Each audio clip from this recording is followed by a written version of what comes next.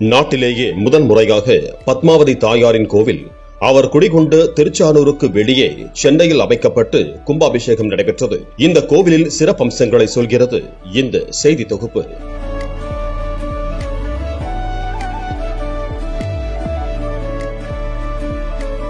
சென்னை தியாகராய நகரில் ஜிகன் செட்டி சாலையில் அமைக்கப்பட்டுள்ள பத்மாவதி தாயார் கோவில் மன்னர் கால முறையில் கற்களை கொண்டு கட்டப்பட்டுள்ளது. மொத்தமுள்ள 6 கிரவுண்ட் நிலத்தில் 3 கிரவுண்டில் பஞ்சரத்ன ஆகம விதிகளின்படி கோவில் கட்டப்பட்டுள்ளதாக நிர்வாகம் தெரிவித்துள்ளது. மீதமுள்ள நிலத்தில் மண்டபம், மடப்பள்ளி, புஷ்கரணி, வாகன நிறுத்துமிடம் போன்றவை அமைந்துள்ளன. வடக்கு திசையை நோக்கி அமைந்துள்ள இந்த கோவிலின் உள்ளே நுழைந்ததும் இடதுபுறம் சின்ன புஷ்கரணி உள்ளது. அதற்கு அருகில் துவார பாலகேசி அம்மன் சன்னதி உள்ளது. இங்கு 2 அம்மன் சிலைகள் உள்ளன. அங்கு வழிபட்ட பின்னர் கோபுர தரிசனத்தை காணலாம்.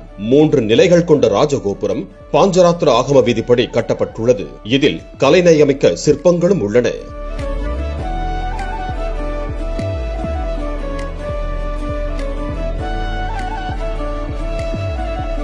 கோபுரத்தை தரிசித்துவிட்டு உள்ளே சென்றதும் கருவறையில் வடக்கு திசை நோக்கி பத்மாவதி தாயார் வீற்றிருக்கும் அழகை காணலாம்.